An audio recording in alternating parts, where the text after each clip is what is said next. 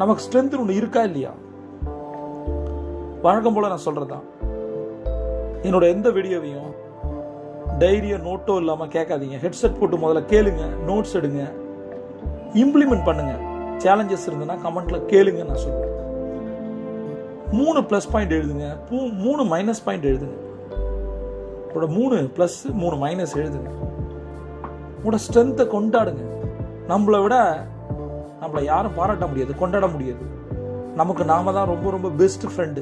எப்போ நம்மளை பற்றி நம்ம பாசிட்டிவாக சந்தோஷமாக நினைக்கிறோமோ ஆட்டோமேட்டிக்கா நமக்கான பாசிட்டிவ் செல்ஃப் டாக் வேலை செய்ய ஆரம்பிக்குது. சுய பேச்சு அப்படின்னா தெரியல எனக்கு, கீழே இருக்க லிங்கை கிளிக் பண்ணுங்க.